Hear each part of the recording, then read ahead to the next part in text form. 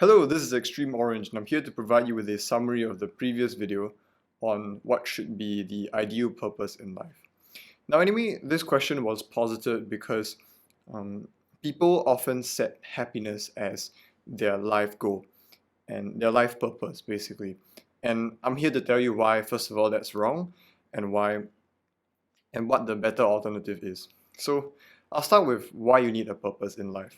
So everybody wants to lead a fulfilling life. That's quite intuitive, right? And everyone wants to have fulfillment. So I'm going to define fulfillment as achieving your life purpose, right? That you set out for yourself. So fulfillment is achieving the life purpose. It is not the same as happiness, although it can lead to happiness.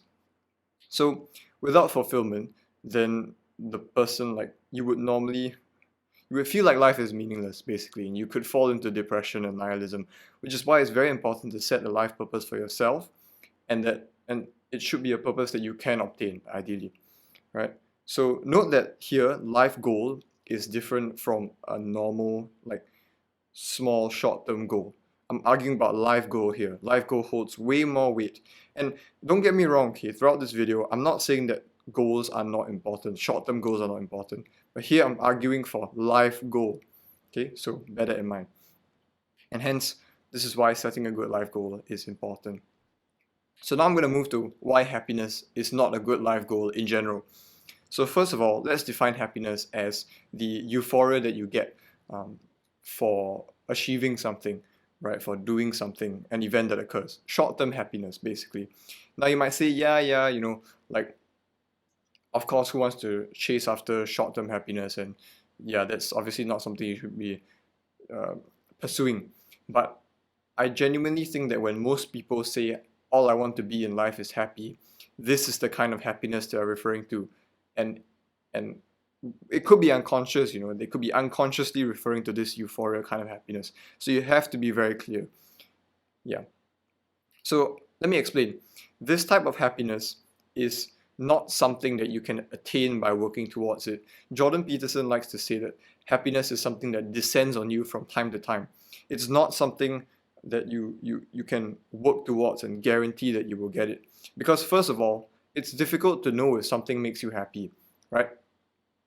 Like you won't know if this thing will make you happy, that thing will make you happy. You're just not sure. You can have an inclination about it, but you won't know. And second, even if you do find something that makes you happy, there's no guarantee that it will make you happy in the long run. If you do it over and over again, if you still generate the same kind of happiness. And lastly, there are times where you're not supposed to be happy, right? At a funeral, for example. If your life goal is to be happy all the time, and you go to a funeral, what are you going to do? Be happy at the funeral? Exactly. So this is why happiness isn't a good life goal to have, right? So then your question would be, well, what would be a good life goal to have?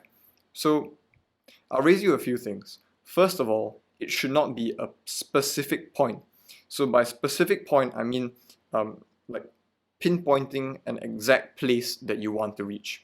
So for example, I want to have a nice family. So the point here is I want to reach a nice family. And it's quite common, you hear people say that I want to have a nice family.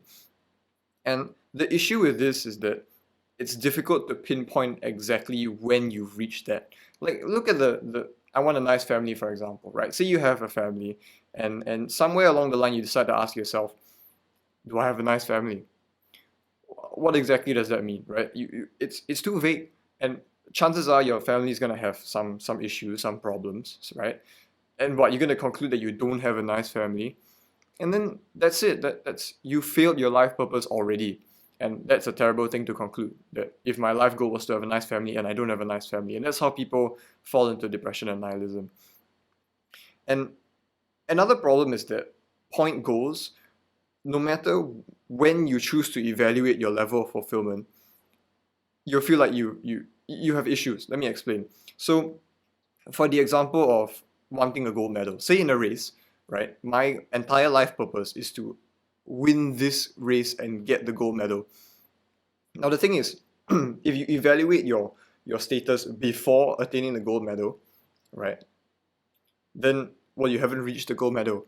Then you're going to conclude that I haven't reached my life purpose, and that's the problem, right? But Worse than that is if you evaluate after, if you get the thing and you evaluate after that, right, then you'd feel a loss of purpose in life because, well, you've already attained your life purpose. What are you going to do next, right? If your entire life purpose was just to get this, then you might as well just kill yourself after you attain it, because that was your life purpose. So that's why point goals are not ideal. So what's the alternative? Progress goals. So process-oriented goals, basically. So it's things like goals that are centered, a life goal that's centered around improvement of the thing. So I'll give you the same example of the race. So instead of saying I want to win the gold medal, you should posit a life goal that says I want to keep improving my runs. Now that's better, right? Because that way, no matter which point you are along the journey of improving your runs, you are still improving your runs, right? And then you can examine yourself and you can say, well, I'm fulfilled because I'm continuously fulfilling. I'm continuously improving my runs, right? I'm still trying my best to improve my runs. And so you feel fulfilled in your life purpose, right? The second example is on the family. So instead of saying, I want a nice family, you can say something like, I want to improve my family continuously. Now that's something that's way better, because now your life purpose is a trajectory instead of a destination, right? So at any point in time, even if your family breaks down or there's some setback in the family, you can still continue to improve the family, and that it's still fulfilling your life purpose. And that's why having a progress-oriented life goal is way, way better than having a point life goal, right? You can always feel fulfilled because you're always moving in that direction. So I'll stop myself here, and you might ask me, well, what about long-term happiness? Right? So you say that, okay, fine, I shouldn't be aiming at happiness that is a point, that is an event, short-term happiness. Then you might ask, what about long-term happiness? Well, then I'll ask you the question, what exactly is long-term happiness? Right? You can think about that for a second, but I'll give you the answer, because during the discussion that we had, Brendan actually pointed out long-term happiness is enjoyment. Let that sink in for all. Enjoyment. So basically, to enjoy the process, enjoy everything you're doing. And now at this point, I have to acknowledge that that's a pretty good response.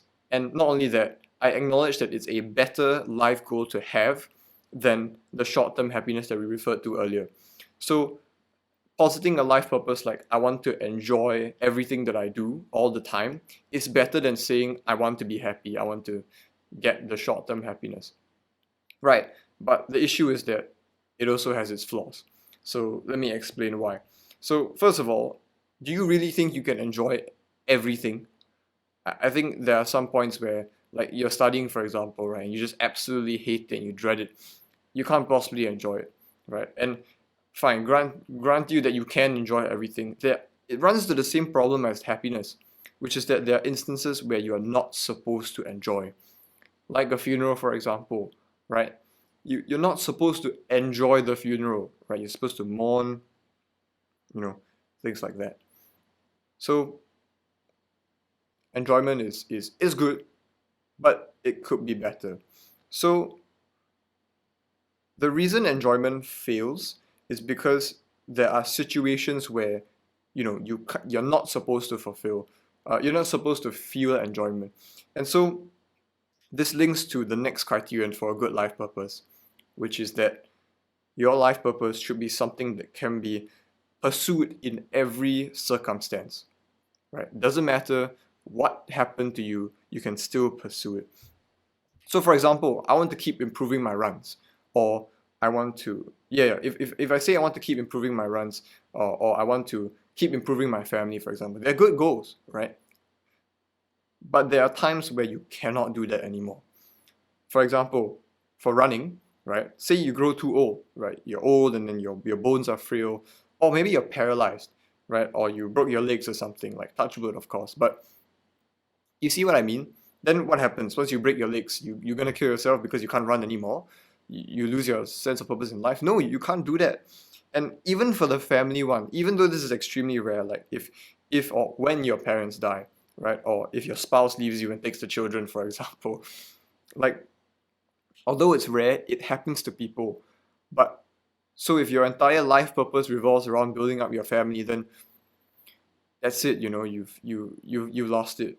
And so I would say that although improving your runs and improving your family are good life goals to have, they're not as good as they could get. So the question is, what kind of life purpose could be pursued no matter the circumstance? And I'll raise you the answer: character. It's building up your character, right? Because in any circumstance, you can always build your character. The way you respond to things, how you respond to people, you know, and that's something that's lifelong. You can always do it, right? Even if you're bedridden or tragedy strikes in your life, you can strengthen your character. You can be a better person. And another one you could do is you could say, I would like to try my best to be the best person that I can be. And it's something that we talked about in the video, right? It's that if you always try your best in everything, right? That's your life goal, to do my best in whatever I do, then you always feel fulfilled if you're trying your best, right? So that's it. That's two very these are is the highest level of life purpose that you could posit.